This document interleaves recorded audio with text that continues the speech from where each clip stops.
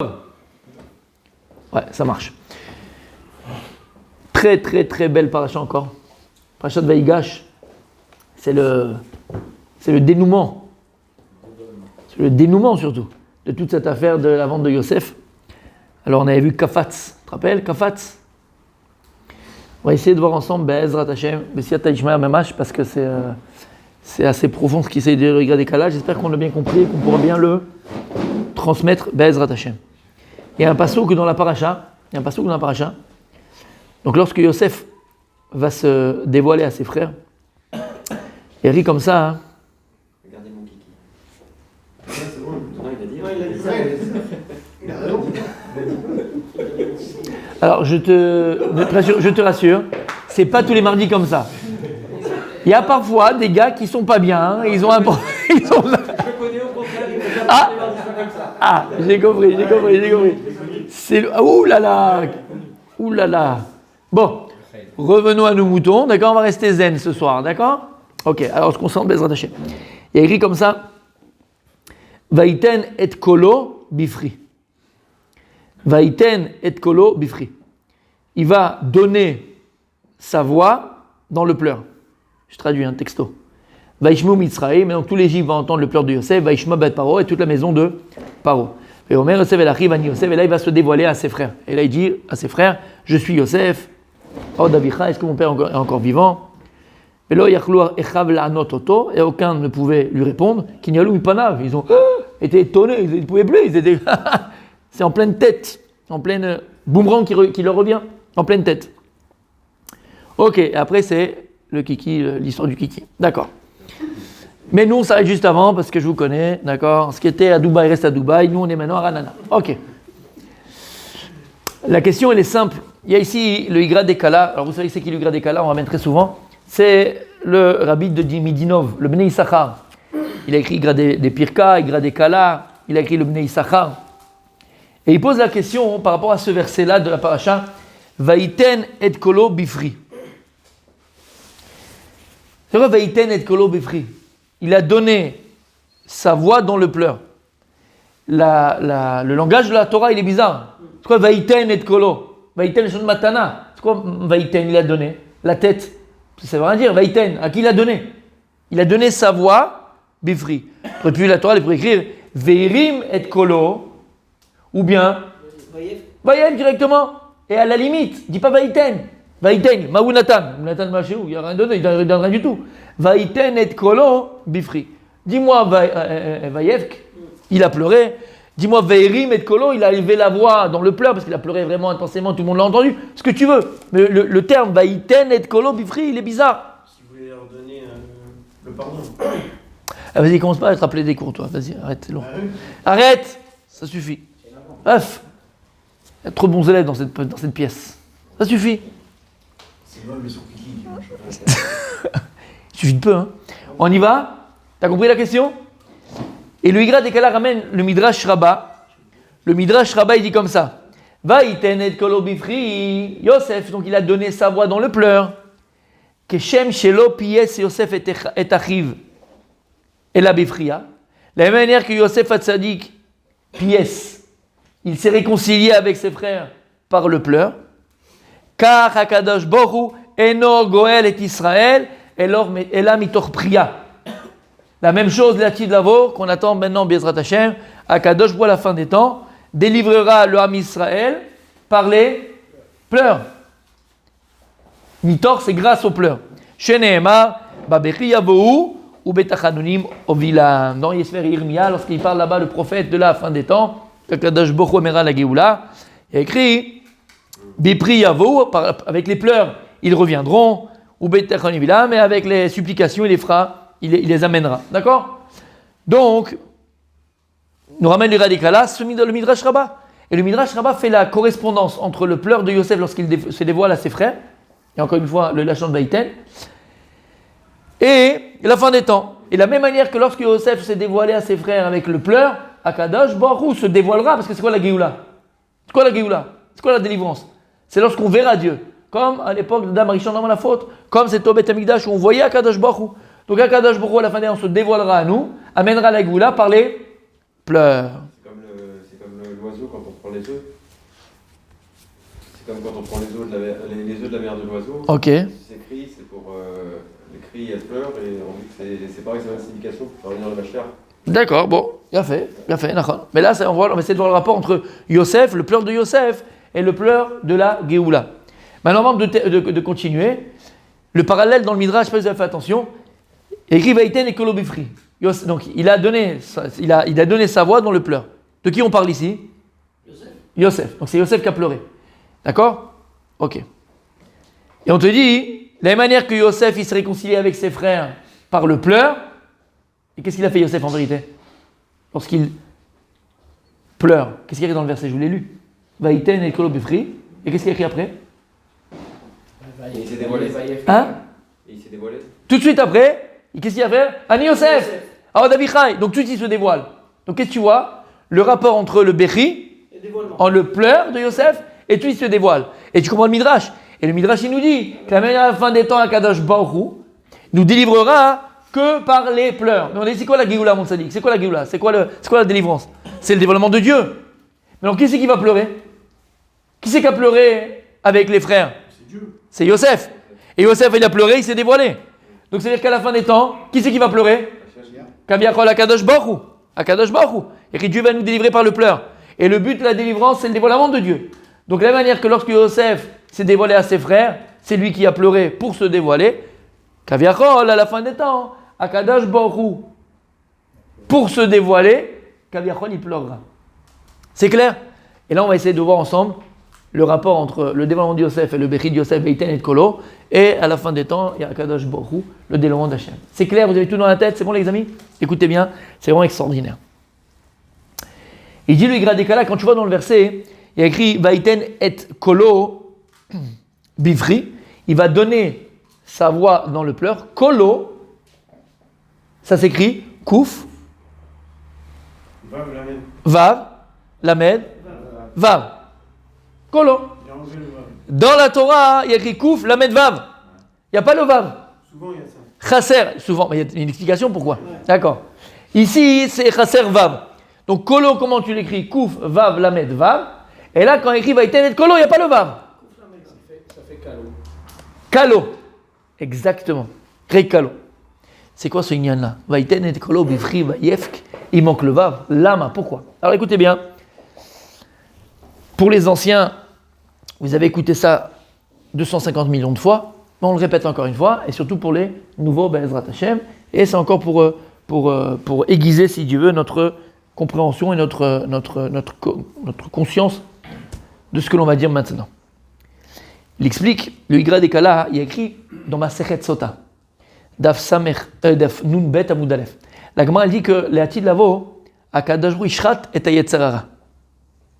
Eric, à la fin des temps, Akadosh va faire la shrita au Satan, au Yetzirara, au Malach Hamavet. Ok. Maintenant, est-ce qu'il est shayach shrita la Malach? Est-ce qu'il y a écrit que Dieu va égorger le Satan, il va égorger le Yetzirara, il va égorger le Malach Hamavet? Donc, la mort sera abolie, il n'y aura plus de mauvais penchant, il n'y aura plus de Yetzirara. Magnifique. Est-ce que Bichlal c'est shayach? Est-ce qu'on peut parler de shrita sur un Malach? Quand est-ce qu'on parle de shrita? Sur un animal. Un Malach c'est spirituel. Mais il y a écrit comme ça dans la Gemara, Akadosh Ishrat et Yetzerara. Dieu fera la Shrita Yetzerara. Alors en vérité, la chaîne Ashrata, c'est quoi Ashrata? C'est enlever. Ashrata, les Ashrit, d'accord? C'est couper, enlever, mais enlever, séparer. Ça, les Ashrit. Parce que lorsque maintenant on fait la Shrita, qu'est-ce qui se passe? Le Shochet, Shrita, qu'est-ce qu'il fait? Il va couper l'œsophage et l'autre, comment la tranchée, qu'on appelle ça? Ouais? L'œsophage et la trachée artère. Ok, voilà, ces deux choses-là, je sais pas comment on dit. La canée et la béchette, je sais pas comment on dit en français. D'accord? Canée et béchette, la tranchée artère et la, tu l'as dit, l'œsophage. D'accord? Il tranche les deux en même temps. Donc, il y a une coupure. Il tranche, c'est coupé, enlevé. D'accord? Alors, ça veut dire quoi quand Dieu va faire la shrita ou Yetzerara? C'est un malach.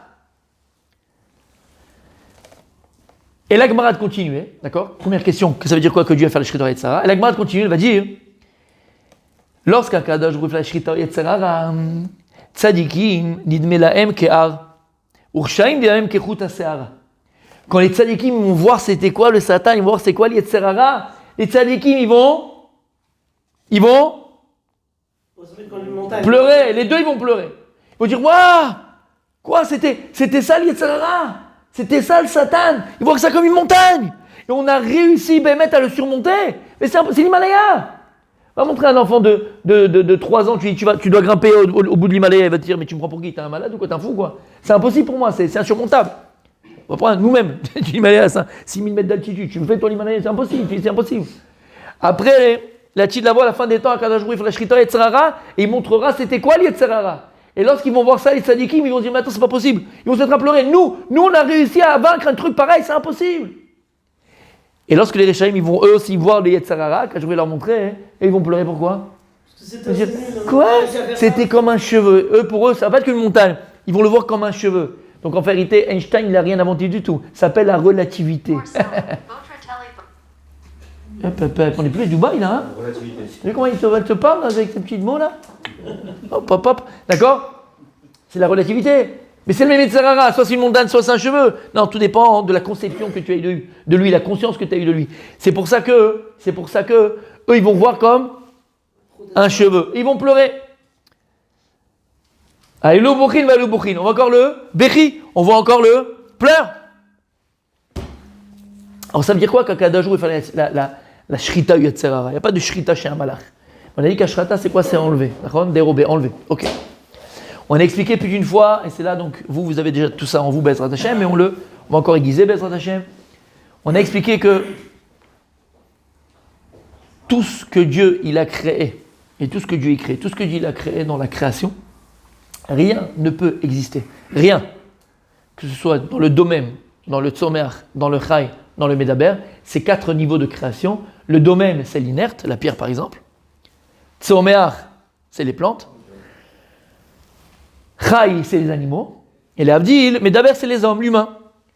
Que ce soit dans toutes les parties de la création, les 4 parties de la création. Rien ne peut exister dans ce monde-là. Rien. S'il ne connaît pas en son sein la présence divine qui fait que la chose existe. Rien ne peut exister dans ce monde-là si elle n'est pas en son sein, cette étincelle divine, cette partie de Dieu, cette parcelle de Dieu, d'accord? On va donner son nom, qui fait que la chose elle existe. Entre guillemets, on l'a dit 1000 fois, 50 milliards de fois, c'est pas le cours d'aujourd'hui, mais en tout cas, hein, d'accord? C'est qu'en vérité, dans chaque matière, il y a de la lumière. C'est ce qu'on a appris avec la physique quantique, d'accord? On pensait que la matière, c'était simplement une masse, et la lumière, c'était une onde. On s'est rendu compte que même dans la matière, il y a de la lumière. En fait, c'est ce qu'elle dit la Torah depuis la création du monde. Parce que rien ne peut exister s'il ne contient pas la lumière divine, le divin.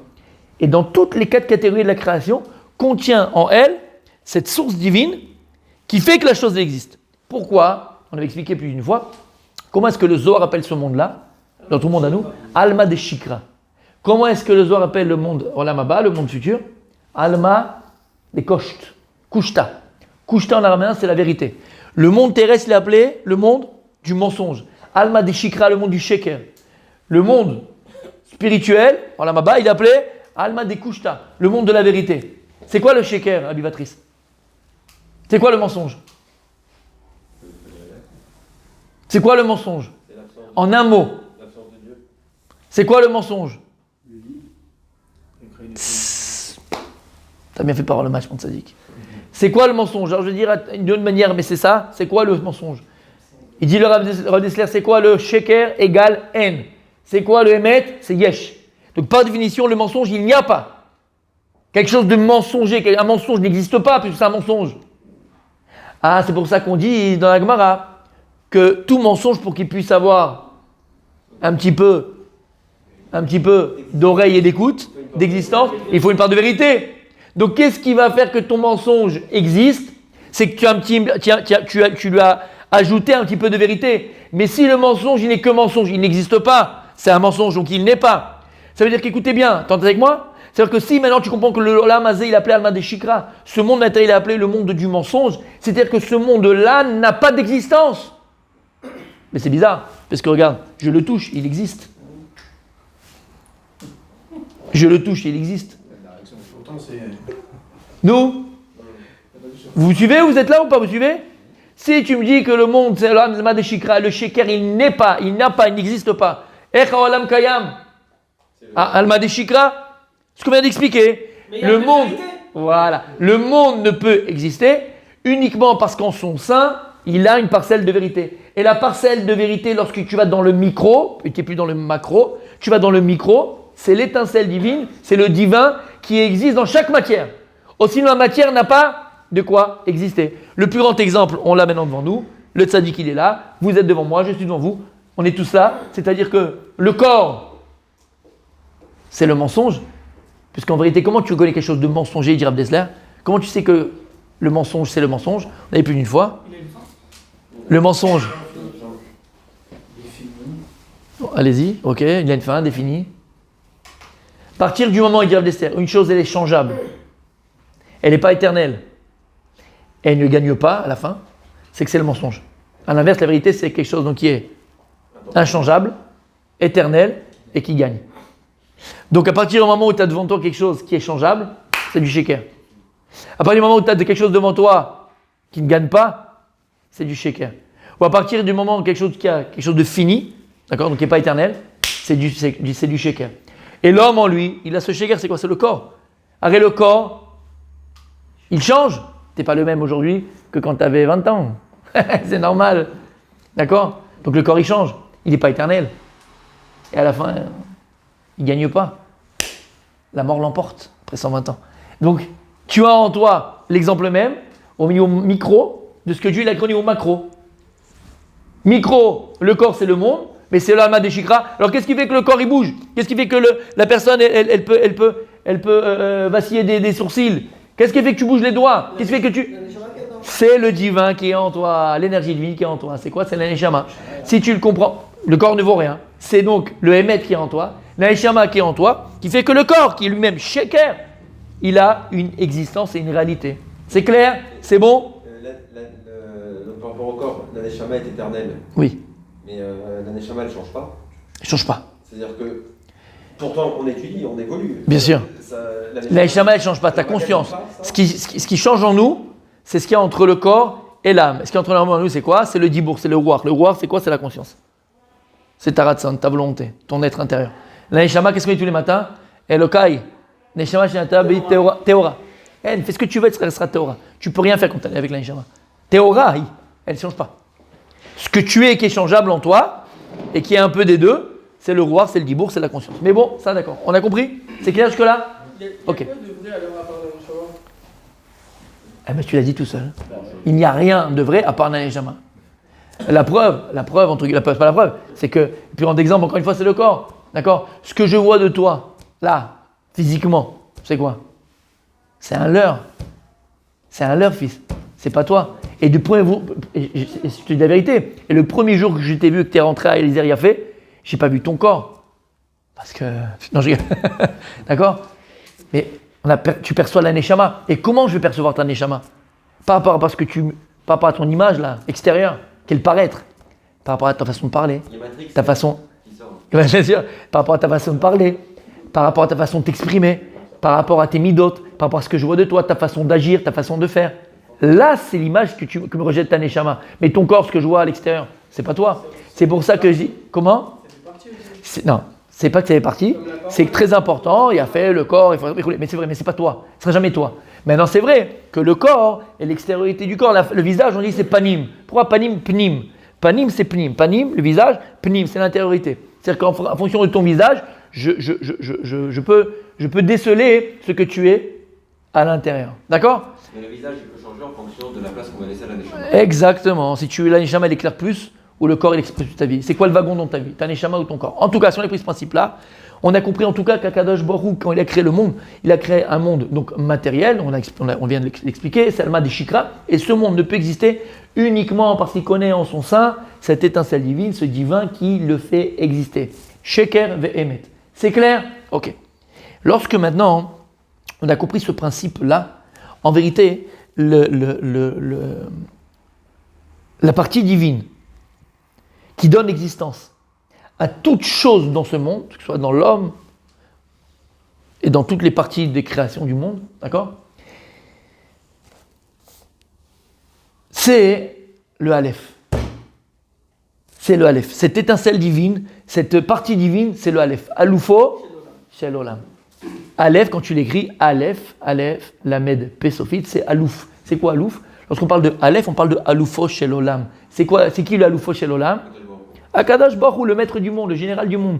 Aloufo Shel Olam. C'est-à-dire que chaque une de la création contient en elle ce Aloufo Shel Olam, le maître du monde, d'accord? Qui fait que cette chose, elle existe. Ok. Lorsque la Gemara, elle vient, elle te dit qu'à la fin des temps, Akadosh Baruch Hu va faire la Shrita, Yetzer Hara. Le Yetzer Hara, Yesh Lo Shem, c'est un malach. Il y a plusieurs malachim. Malachim les Tova, Raphaël, Nouriel, Uriel, Michael, Gabriel. Ça, c'est les malachim Tovim. Et il y a, de l'autre côté de la balance, Mitzad Hara, Mitzad Sitra Hara, t'as le Satan. Et comment il s'appelle le Satan?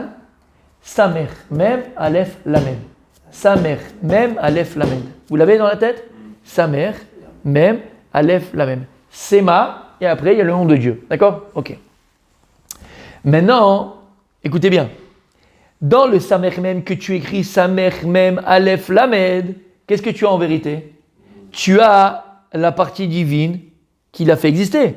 Parce que lorsqu'on dit maintenant que le Olam, il a mis des chikras et que tout ce que Dieu il a créé contient en lui le Aleph, c'est même dans le mal. C'est même le mal. Comment le mal, il a une existence? Parce qu'il puise des forces du bien, parce qu'il a même lui-même en lui une étincelle, une partie divine qui le fait exister. Rien ne peut exister de bien ou de mal s'il n'y a pas en lui ce Aloufo chez l'Olam qui le fait exister.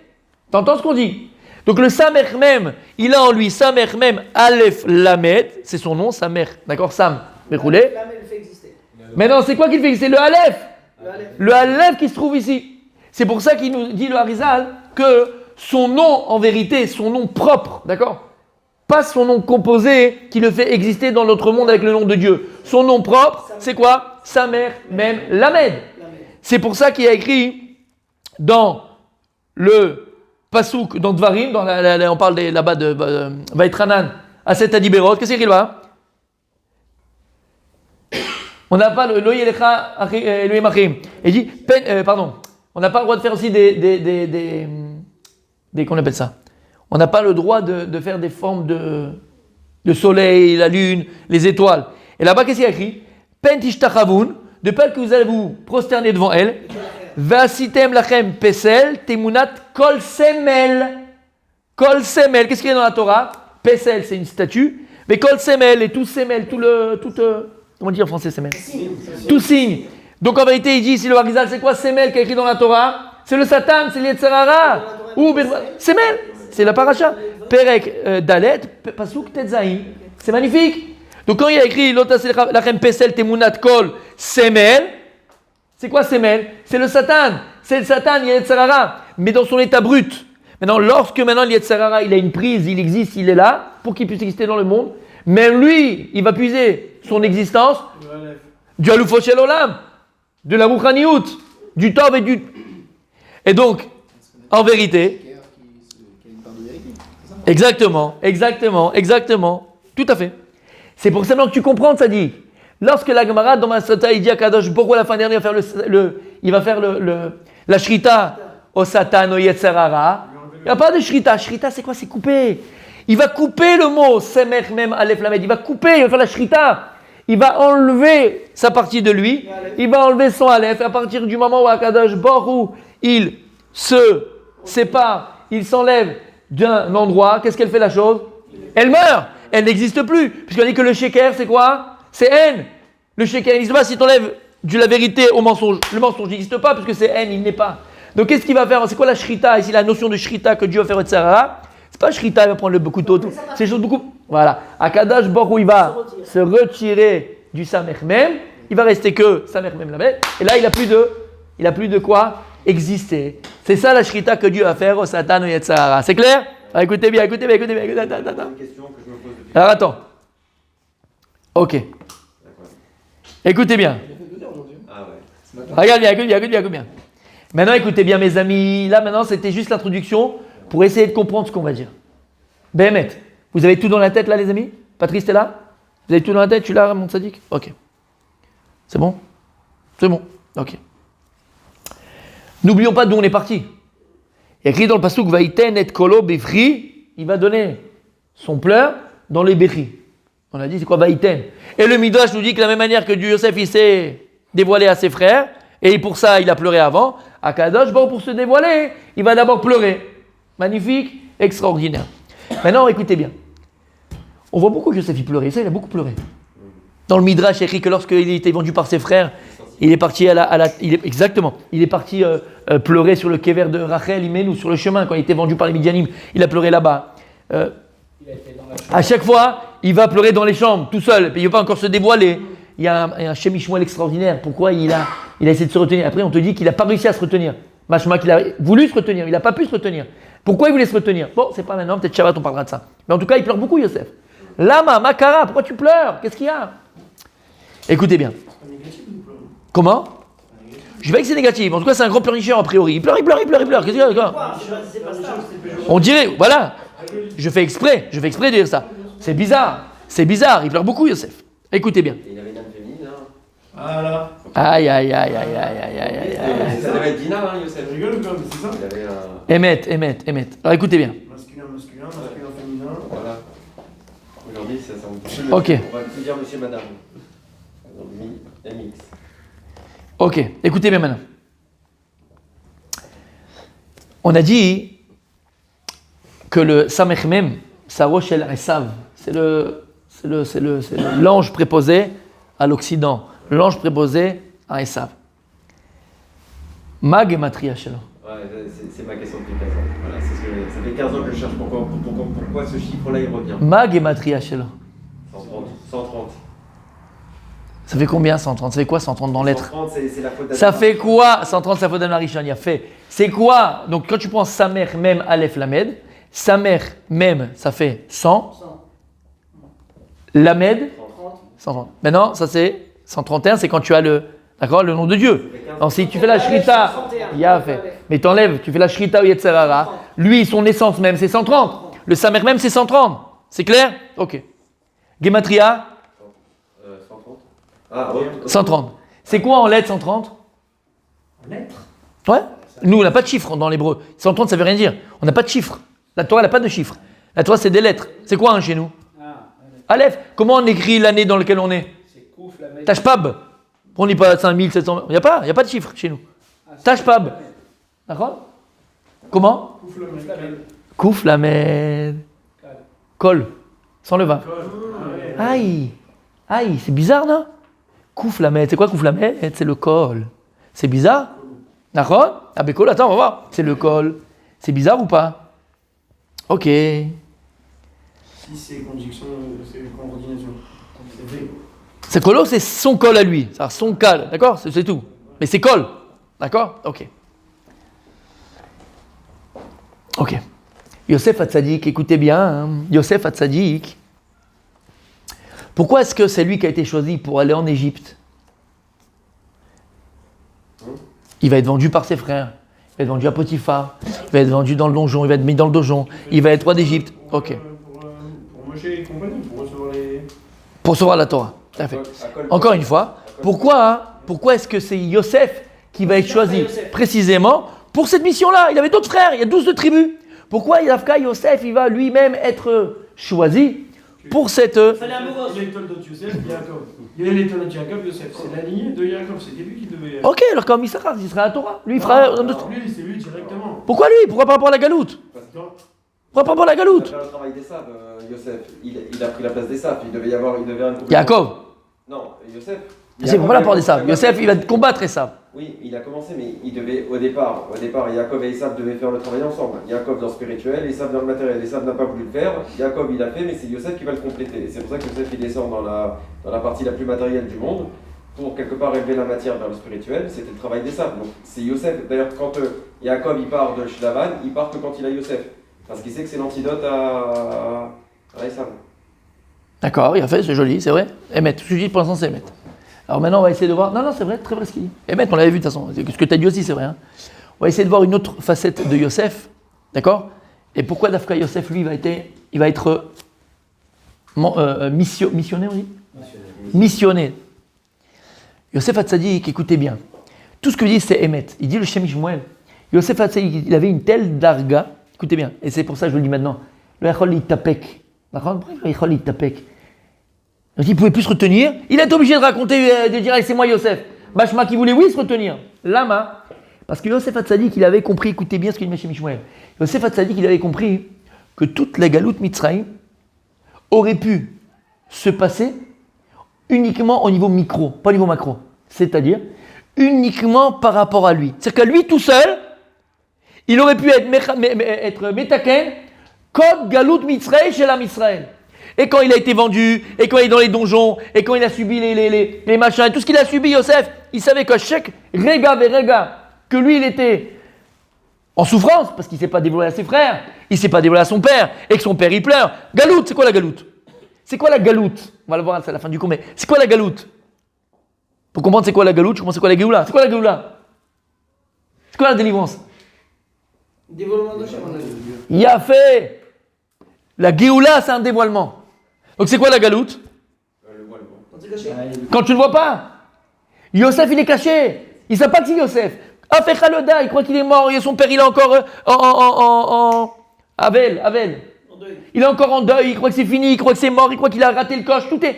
Yosef Hatzadik, lui, il sait qu'il a le potentiel, parce que Yosef, c'est Tzadik qui est Sodolam.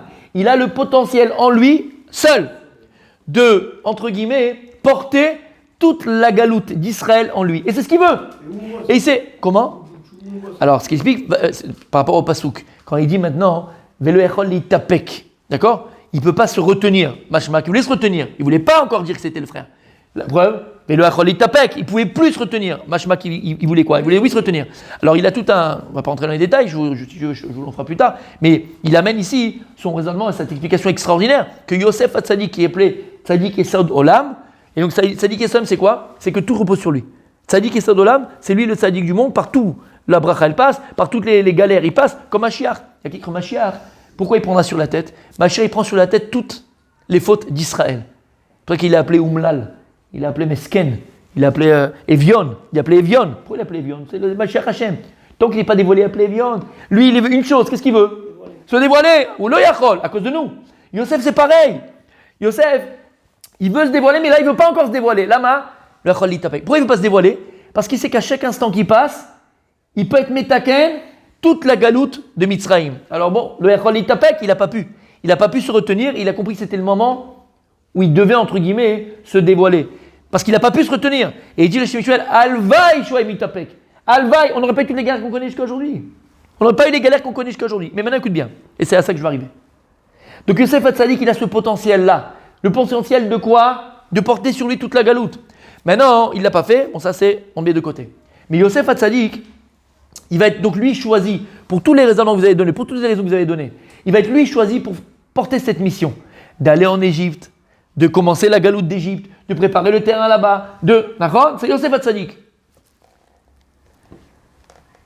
Yosef Hatzadik, il a aussi son dit en français, c'est marrant, hein?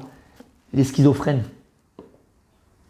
Là, je vais dans l'extrême. C'est quoi un schizophrène? Il entend des voix, il entend des cols. Jeanne d'Arc. En vérité, on a tous en nous une petite colle, une grosse colle, une glu. Comment il s'appelle? Monsieur, c'est le meilleur ami de l'homme avant le chien. Le Satan, Yetzirah Tzadik. Et il est là, il te colle à la peau. Hein? Et c'est la petite voix. Allez, ça va, c'est pas grave. Hein, c'est pas grave. Quand il vient et dit ça va, c'est pas grave, tu sais que c'est très grave. Il faut appeler les pompiers. Tu sais qu'il faut appeler les pompiers. Dans 2 minutes, ça partira en vrille. Tu sais très bien que ça va partir en vrille. C'est le mot, leitmotiv du ça. C'est pas grave. Ça va. Voilà. Donc en vérité, on a tous, ouais, c'est pas grave. Donc on a tous en nous ce col. Et c'est pour ça que Samech Mem Lamed, le Samech Mem, c'est quoi sa valeur numérique? 130, c'est quoi 130? Col.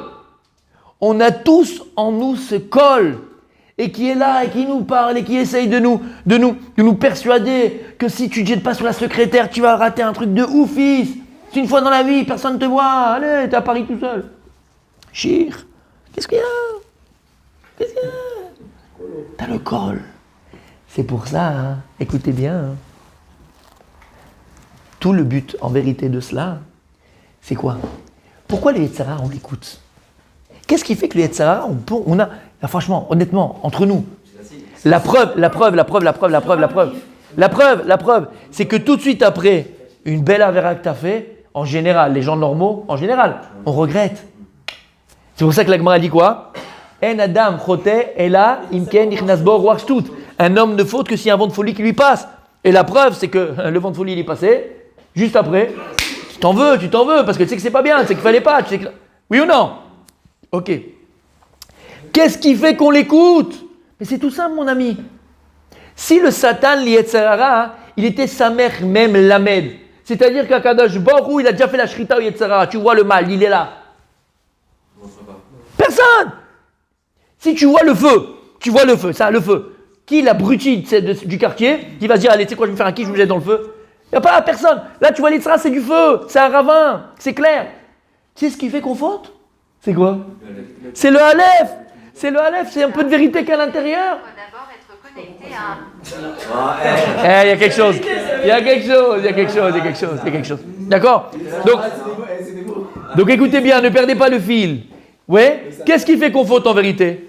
C'est la part, entre guillemets, de vérité. Et c'est quoi la part de vérité? Parce que quand il dit que tu vas kiffer la secrétaire, sur le coup, tu vas kiffer, c'est vrai. D'accord? C'est la vérité. Quand il te dit, allez, bon, on va dans ce McDonald's, t'as jamais mangé. Combien de fois t'as pas mangé un Micmac, là? Micmac. D'accord? Bon, je prends un fiche. Non, là, t'es quoi? Un fiche. Il n'y a rien de tout. Il ment? Tu vas pas kiffer? Avec la secrétaire. Sur le coup, tu vas. Wow, les deux en même temps, là, c'est le grand Micmac.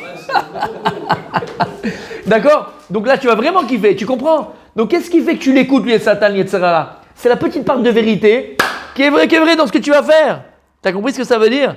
Maintenant, écoutez bien, tout le travail de l'homme, de chacun d'entre nous, et on va voir de Yosef, et il a réussi à le faire, tout le travail de l'homme, c'est quoi? De faire la shrita son propre Yetzerara. C'est toi, tu dois faire la shrita avant que Dieu fasse la shrita Yetzerara générale, tu dois faire la shrita ton Yetzerara, c'est-à-dire que tu dois être capable d'enlever le haloufo chez l'olam, cette part de vérité qui est en vérité une fausse vérité, et qui est en vérité un leurre. C'est à toi de faire la shrita, c'est à toi d'enlever le vrai du faux. C'est à toi de séparer le haloufo chez l'olam de ton Satan, de ton Yetzerara. Combat permanent. Et celui qui ne l'a pas compris, il peut creuser sa tombe, il va à Ramenuchot. T'as compris? Et c'est le travail de chacun. On a ce col, mais en fait, qu'est-ce qu'on n'a pas le col en nous? On a Kala, on a le Cola, Coca-Cola, Kouf Lamed Aleph. D'accord? On a ce col qui est là et qui nous parle, et qui veut nous embobiner, à nous faire tomber. À toi de faire la shrita sur ton propre Yetzerara. À toi de le surmonter et comprendre que c'est un leurre, que c'est du bluff. Yosef Hatzadik. Vous le mettez sur le site. Bevadaï. Écoutez bien, Yosef Hatzadik, qui lui va être en Égypte et il va préparer donc la galoute pour arriver à la Géoula. La Géoula, c'est quoi? C'est le dévoilement, comme on a expliqué. Il va lui-même d'abord, comment qu'il est devenu Yosef Hatzadik et Sodolam. Comment il est devenu Yosef Hatzadik et Sodolam? Préparer la Géoula. Comment? T'as compris comment? Lorsque Yosef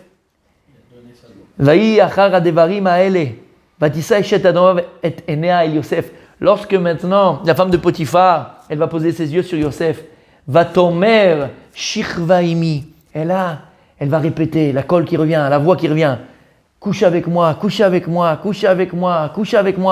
Pas une fois, pas deux fois, pas trois fois, tous les jours. Elle change de tenue, elle change de machin, elle change le carrelage en machin, elle fait la totale. Et tout le temps, il lui répète, il y a un col.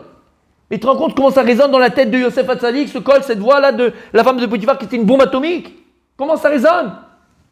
Et Yosef, Vayomer el eshet adonav, en adoni lo yada iti ma baba idor la sherlo natan beyadi. איננו גדול בבית הזה ממני ולא חסר ממני מאומה כי אם אותך באשר את אשתו ואיך הסערה הגדולה הזאת וחטאתי לאלוקים. Mais elle parle pas de ni moussard ni rien du tout, hein. Ni Elohim ni rien, elle veut une chose. Vaïe que debera el Yosef yom dabera el Yosef. Elle met le col, c'est le col du Yetzerara. Velo shama alea lishkav etzla liot ima. Ici, il y a des secrets dans ce passouk, mais bon, l'homme est chané, d'accord? De quoi on parle ici? On parle du Satan, on parle du Yetzerara, il est là. Il dit, viens avec moi. Je vais te faire kiffer la vie. On va kiffer ensemble. Ishkavima, yotita. Je suis ton meilleur ami, moi je te veux le bien. C'est quoi, c'est une monotone avec ta femme? Ça fait 20 ans que tu manges dans la même assiette. Change. Une fois, allez, fais une fois, ça va.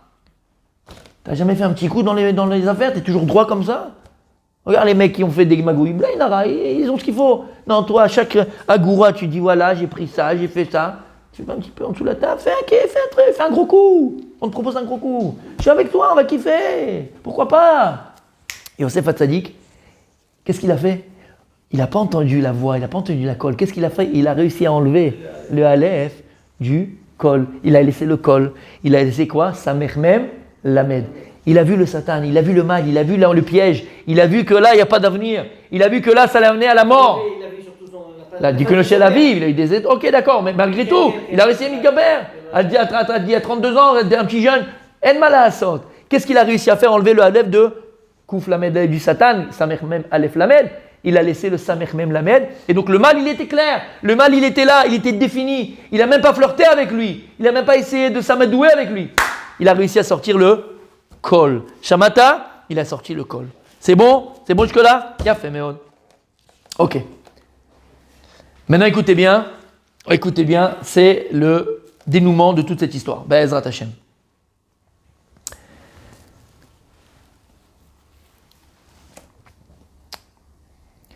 Donc on a expliqué, mes amis, que rien dans ce monde ne peut exister s'il n'est pas en lui, il ne contient pas en lui, il n'existe pas en lui, entre guillemets, soit Aloufo Shem le Aleph.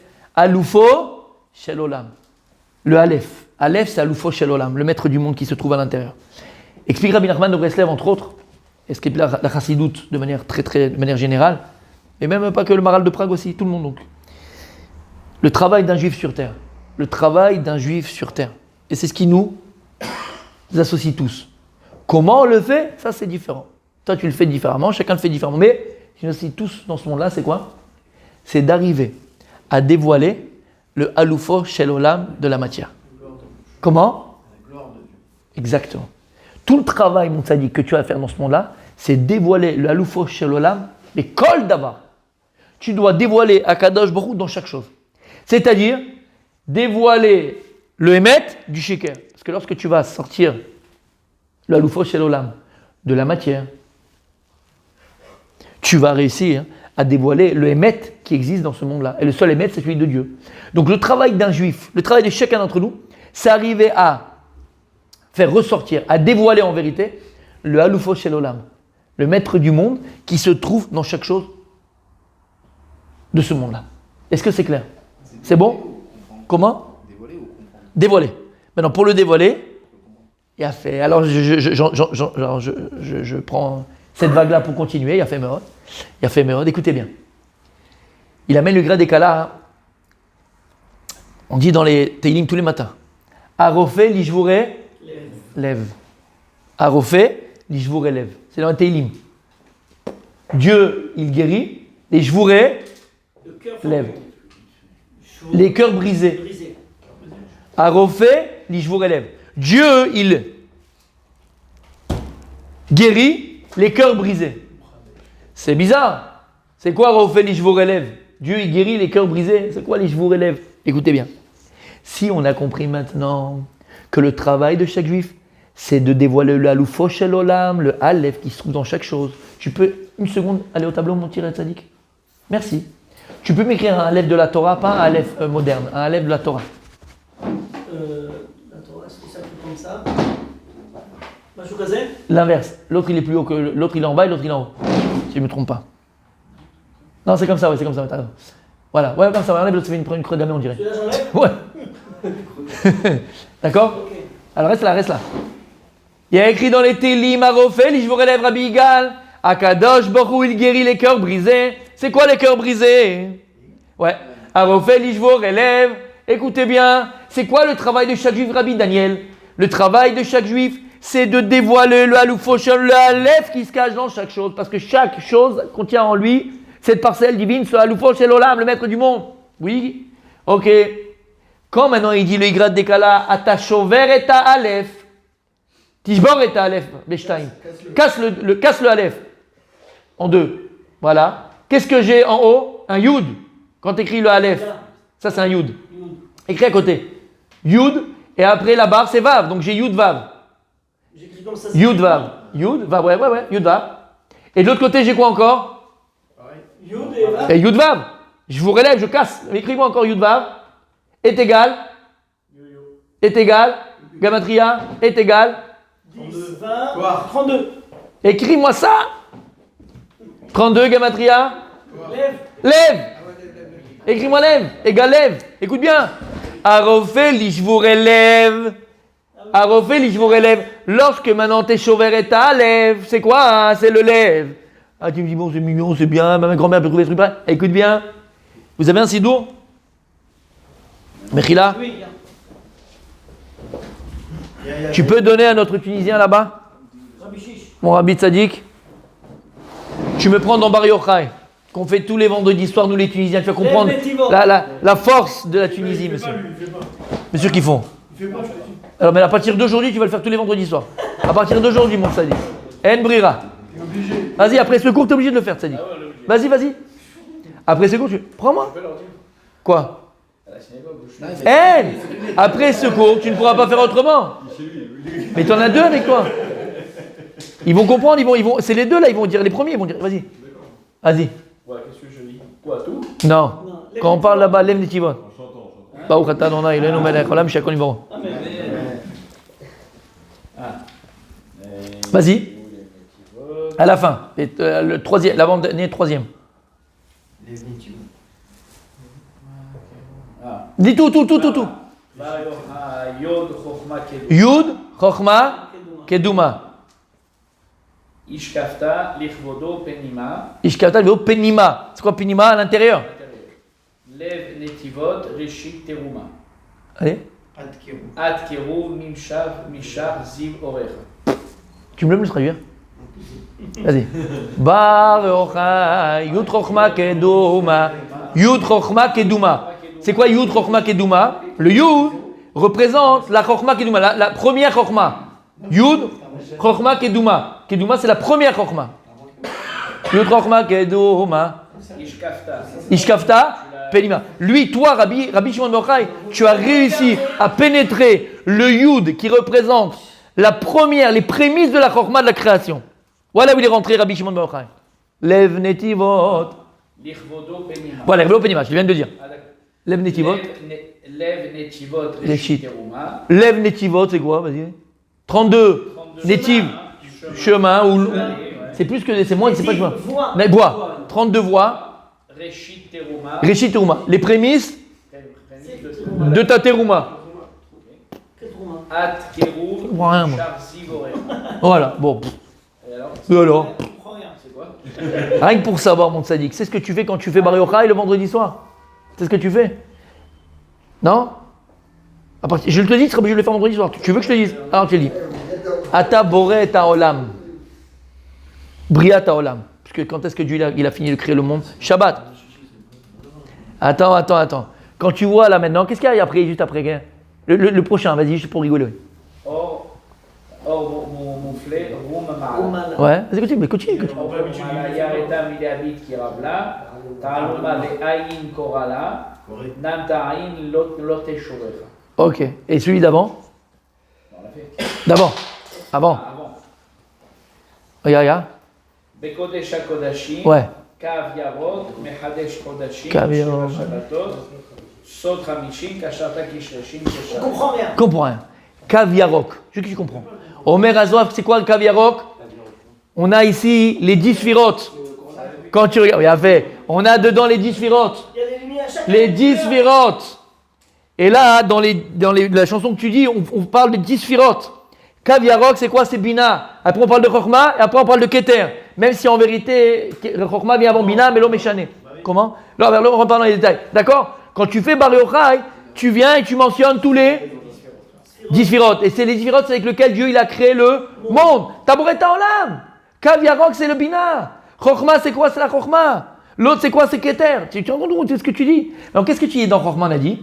On dit Yud Chochma Keduma. C'est quoi ce Yud Chochma Keduma? Vous êtes avec moi? Vous êtes là? C'est quoi Yud? Non, allez, dis plus d'une fois. Vas-y, c'est quoi Yud? C'est quoi Yud? C'est un point. Un point en géométrie, c'est infini. C'est quoi ce point? Yud Chochma Keduma. Comment il commence la Torah? Et qu'est-ce qu'il y a écrit dans Bereshit? Qu'est-ce qu'il y a écrit dans Bereshit? Il y a un dagesh. Le dagesh de Bereshit, il est où? Dans le bête. À l'intérieur, Penima, il est à l'intérieur du bête.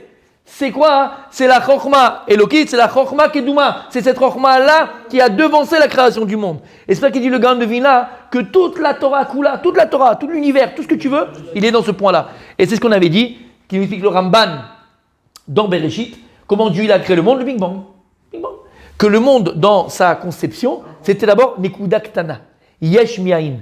Parce que Chokhma, dans les Sirot, qu'est-ce que tu as? Keter, c'est au lab du N, ex nihilo.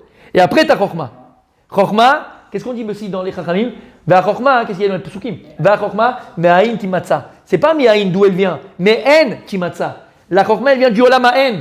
Elle vient de ex nihilo. Elle vient de Keter. Vous êtes avec moi? C'est bon? T'es là? Il a fait. T'as compris c'est quoi? Donc Yud Chokhma Keduma, c'est le Dagesh de Bereshit qui est à l'intérieur du bête. Et c'est la Chokhma Elokit qui a devancé la création du monde. Ishkafa Penima, t'es rentré à l'intérieur du bête. T'es rentré dans cette Chokhma Keduma. C'est sûr. Mais attention, comment nous on fait le commun des mortels? Impossible. Non, c'est possible. Qu'est-ce qu'il y a écrit après? Lev Netivot, Reshit Teruma. Lev Netivot, Reshit Teruma. Écoutez bien. À cette Chokhma Keduma qui est concentrée, qui a une masse concentrée, nucléaire. On a la possibilité quand même de la pénétrer. Lama, Lev, Netivot. Il y a 32 voies qui vont ramener à cette sagesse de la création du monde. Lev, Netivot, Reshit, Teruma, parce qu'elle plaît Reshit. C'est écrit Bereshit, c'est quoi Bereshit?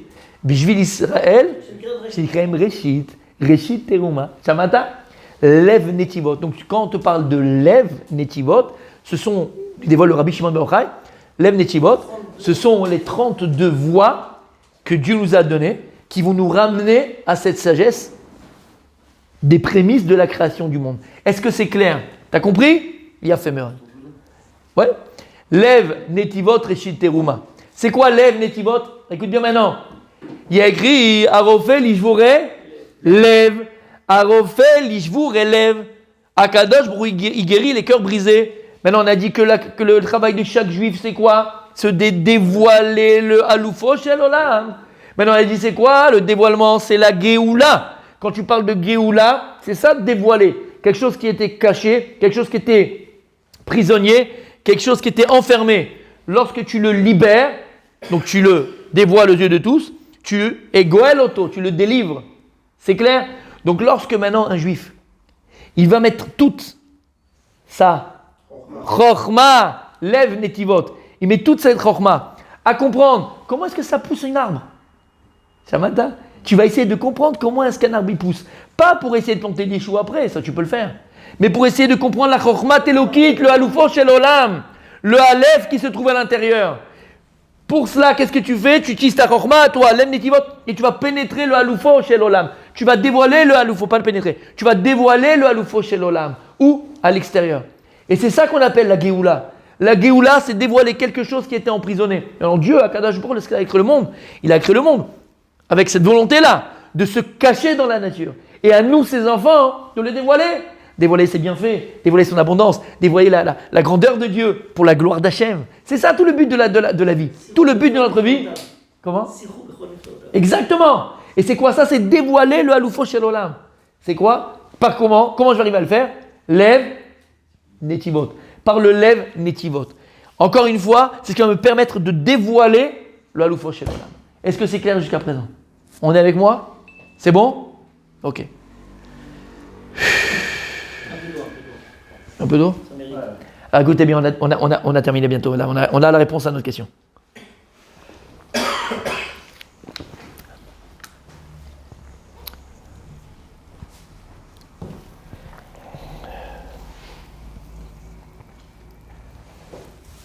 Arofé, dit je vous relève. Pourquoi Arofé?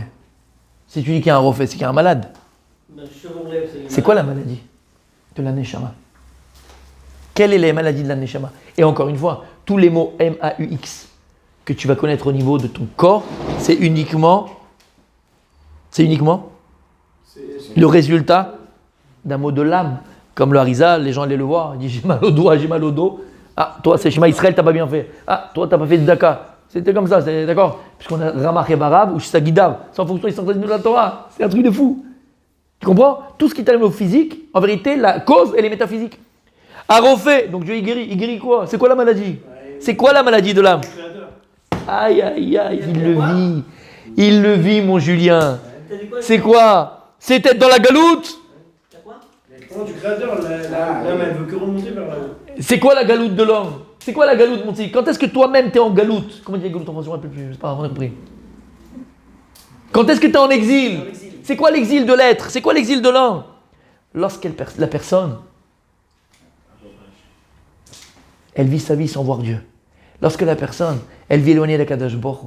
Lorsque la personne, elle ne sait même pas que Dieu il est là. Galoute.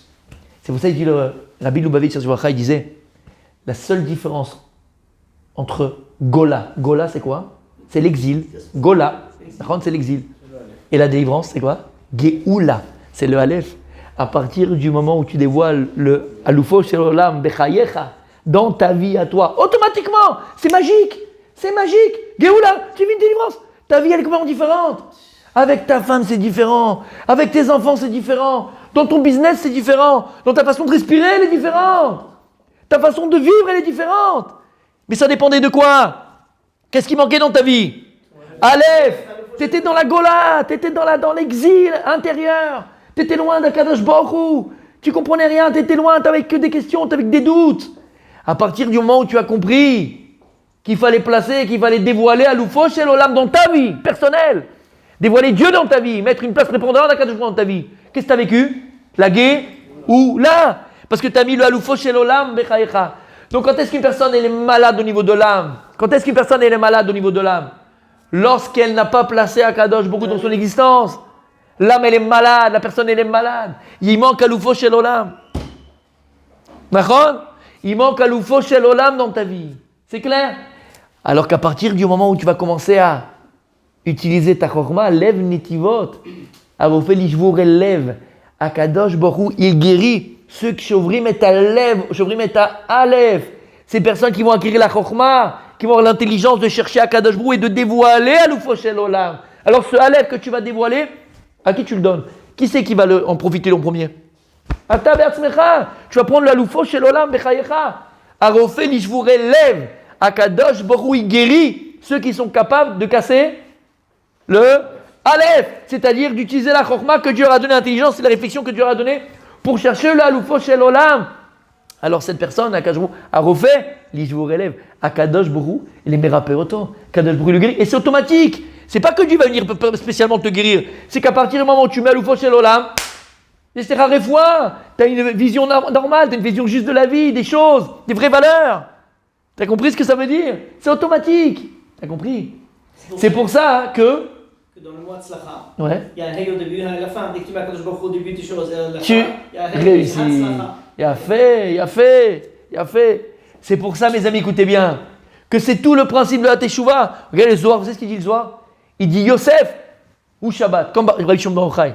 Le Zohar il dit que Rabbi Shimon ben Yochai, il a cette prina de Shabbat, et Yosef, c'est Shabbat. Pourquoi? C'est que Shabbat, on prie pas pour les malades. On prie pas pour les malades, Shabbat. Lama, Shabbat inizog ou foi, krovalavo. Shabbat lui-même, c'est une réfoua. Non, tu comprends pourquoi? Tous les jours de la semaine, les 6 jours de la semaine, et tu cours, et et t'es là, t'es à droite, calme-toi. T'es à droite, t'es à gauche, ton boulot. Kadosh Baruch Hu, il est loin. Aval Shabbat Kodesh, il n'y a plus rien. Là, tu rentres dans le Shabbat, et dans quoi tu rentres? Dans Kadosh Baruch Hu, il n'y a que Dieu, il n'y a que les enfants, la femme, le machin, la Torah, t'es avec Hachem. Là, tu reconnais Kadosh Baruch Hu. Shabbat, c'est une réfoua. Parce que Shabbat, qu'est-ce que tu dis avant Shabbat? Yutrochma qui lève netivos reshit teruma. Tu le dis, elle remet en place la réflexion de l'homme, la réflexion de l'être. Elle te remet en place à rechercher Alufo Shel Olam. C'est pour ça, mes amis. C'est clair? C'est bon? Shabbat, c'est une réfoua. De la même manière, Mechila, et maintenant c'est la cerise sur le gâteau, on va répondre à la question. De la même manière qu'en vérité, quand on a dit c'est quoi les mots MAUX de l'âme, en vérité c'est quand tu es loin de Dieu, on a dit Nachon. Et c'est quoi la guérison? C'est lorsque tu as un dévoilement d'Akadosh Baruch Hu, tu es guéri. Pas chou, tu es guéri. Et ça, c'est ce qu'on appelle, dans le jargon humain, la teshuva. C'est quoi la teshuva?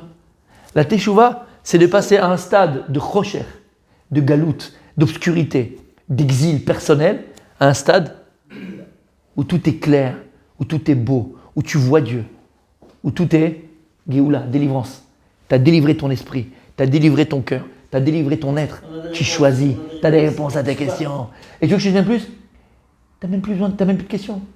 C'est pas que tu as des réponses, tu n'as même plus de questions. Tout est clair, il n'y a pas de questions. Ça, c'est ce qu'on appelle la Teshuvah. Vous êtes avec moi? Ok. On a dit Yosef Hatzadik, Vaïten et Kolo Bifri. Et le Midrash, il a appris de là que de la même manière que Yosef, lorsqu'il s'est dévoilé, on parle de quoi? De Géoula, hein? Il s'est dévoilé à ses frères. Avant, il va pleurer. De la même manière à Kadosh Baruch Hu, à la fin des temps, pour se dévoiler à nous, il va pleurer. Quand tu prends, mon tzaddik, Bechi. Oui, bien sûr. Et on a terminé, ça va être la réponse de les voir. C'est quoi Bechi? Vas-y. Bechi, c'est les pleurs. Égal, vers l'Amérique. 22, 32. Ah! C'est bizarre! Ouais. C'est bizarre! Vaïten et kolo bivri, Yosef Hatzadik Omer Aigra Dekala. À ce moment-là, avant de se dévoiler à ses frères, qu'est-ce qu'il veut faire? Il veut amener la Géoula. Quelle Géoula? Pas la Géoula simplement générale. La Géoula pour ses frères. Parce que ses frères, ils sont Begalout. Ils ont vendu leur petit frère. Ils savent qu'ils ont fauté. Ils savent que c'est machin. Leur père, il est mourant parce qu'il ne sait pas. Il va amener la Géoula. Ça y est, c'est bon, ça y est, tout va finir. Tout va être magnifique. Tout va s'arranger. Ne vous inquiétez pas. Mais pour ça, qu'est-ce qu'il fait? Il va pleurer. Lama. Parce qu'il y a une seule chose qu'il veut, Yosef Hatzadik. Que la Teshuvah qu'ils vont faire, elle soit sincère. Maintenant, une Teshuvah sincère, c'est quoi? Qu'est-ce qu'on a dit? C'est quoi la galoute? C'est être loin de Dieu, loin du Lofet Shel Olam. Donc il veut, par cela même, Yosef Hatzadik, il veut par cela même venir et éveiller en ses frères une Teshuvah amitique, une vraie Teshuvah, de passer de la galoute à la Géoula. Et comment maintenant il peut savoir qu'ils ont fait véritablement Teshuvah? Comment je vais savoir si Bémet ils ont regretté? Béri, s'il pleure. Quand une personne, Bémet, elle a compris qu'elle a fait quelque chose de grave et quelque chose de mal, et elle pleure. Pourquoi le Béri Chover est à lèvres? Quand quelqu'un il pleure, il a le cœur serré, il a le cœur cassé. Parce que une personne maintenant qui pleure, Chover est à lèvres. Akadosh Baruch Hu, j'étais loin de toi. Comment j'ai fait pendant 30 ans, 40 ans, 20 ans, 50 ans sans te connaître? Akadosh Baruch Hu m'avait même pas de sens sans toi. Et j'ai mangé ceci, et j'ai fait cela. Akadosh Baruch Hu, la personne elle pleure quand elle fait tchouva. Parce que maintenant il a un dévoilement d'Akadosh Baruch Hu, je veux me rapprocher de toi. Le Béri, c'est 32, parce que le Béri, il appelle au cœur, et à la sincérité du cœur, à retrouver Béhémet Akadosh Baruch Hu, à dévoiler Béhémet, le Aloufo Shalom qui est en nous. Yosef Hatzadik, qu'est-ce qu'il a fait? Vaïten être kolo. Pourquoi être kolo? Comment est-ce que toi tu veux influencer la teshuvah chez quelqu'un si toi-même t'es un pourri et t'as pas été tombé 20 fois sur cette avéra-là? T'as yachol. Yosef Hatzadik, qu'est-ce qu'il a écrit? Kolo, akol shelo. Ça, il l'a acquis, Tzadik. C'est quoi kol? Kouf lamed? C'est Yetzerara. Quand est-ce qu'il a acquis le Yetzerara qu'il a eu dans les mains? C'est fini avec la femme de Potiphar. Vaïten et kolo. Vaïten, pourquoi Vaïten? Non. Ou rotse la tête et zebe matana. Ani tzlarti l'itgaber. Moi, j'ai réussi à être mitgaber sur mon Yetzerara. J'ai réussi. Ani eten, je veux donner ça à ma descendance. Je veux donner ça à mes frères. Vous aussi, vous pouvez faire teshuva. Vous aussi, vous pouvez surmonter votre Yetzerara. Vous avez fauté, ça arrive. Vaïten et kolo bifri. Et puis il a pleuré pour essayer de éveiller leur teshuva et qui dévoile en eux Behemet Aloufo Shel Olam La'alef. Ils ont pleuré? Non. Ils ont pleuré? Il n'a pas pleuré devant eux. Devant eux, ça y est? Mais il a réalisé Topek. Après, au début, non. Mais attends. Mais non, mais nickel. Voilà. Mais non, mais c'est super ce que tu dis. Maintenant, tu comprends ce qu'il dit le Shem Ishmuel? Si. Parce que tu vois qu'avant, à chaque fois qu'il pleurait, qu'est-ce qu'il faisait? Il allait se cacher. Pourquoi? Parce que c'était pas fini. C'était pas le moment. Il fallait qu'il y ait Binyamin, il fallait qu'il regrette vraiment, il fallait il attendait que Yehuda dise alors moi je suis ton esclave, on est tous tes esclaves. Il fallait qu'il donne leur vie pour Binyamin, qu'il fasse véritablement tchouba. Voilà. Et il attendait qu'une chose, qu'il verse des larmes. Et ils l'ont pas fait. Il dit c'est pour ça le Shem Ishmuel, ils ont pas pleuré. C'est ça qu'il dit le Shem Ishmuel. Oui, mais ils auraient dû pleurer. Et il dit le Shem Ishmuel, si à ce moment-là les frères et le Or Chaim à la Torah, regarde le Or Chaim à la Torah. Il dit si jamais ils avaient pleuré à ce moment-là, on aurait réparé la faute de la vente de Yosef, la faute d'Adam Arishon, la faute de tout. Et on paye une galoute jusqu'à aujourd'hui. Pas une galoute, on aurait tout réparé. Ils n'ont pas réussi à pleurer. Ils n'ont pas réussi à pleurer. Mais Yosef Hatzadik, c'est ce qu'il voulait faire. Et maintenant, on a compris, on termine. C'est pour ça qu'il y a écrit, de la même manière que lorsque Yosef a voulu amener la Géoula à ses frères, et donc la Teshuvah, pour amener la Géoula, il fallait amener quoi? La Teshuvah, à l'Ufo Shel Olam, regretter, revenir avec Akadosh Baruch Hu. Qu'est-ce qu'il a fait? Il a pleuré. À la fin des temps, Akadosh Baruch Hu, Kaviachol, pour faire Teshuvah à ses enfants. Kaviachol, on ne va pas le voir, mais on va chacun de nous ressentir au plus profond de notre âme. On va sentir le pleur d'Hachem. On va sentir que Dieu il est triste, Kaviachol, que Dieu il pleure. Et pourquoi Dieu va pleurer? Juste avant de se dévoiler à nous, pour éveiller en nous la Teshuvah, pour se rapprocher de lui. Et à ce moment-là, il faudra que nous aussi on pleure, qu'on regrette. Comment on a pu, Akadosh Baruch Hu, être loin de toi? Combien on a pu, Akadosh Baruch Hu, faire des choses contre ta volonté à toi? Combien? Et là, Be'ezrat Hashem, on aura entièrement et complètement réparé la faute d'Amishon, on connaîtra la Géoula. Amen.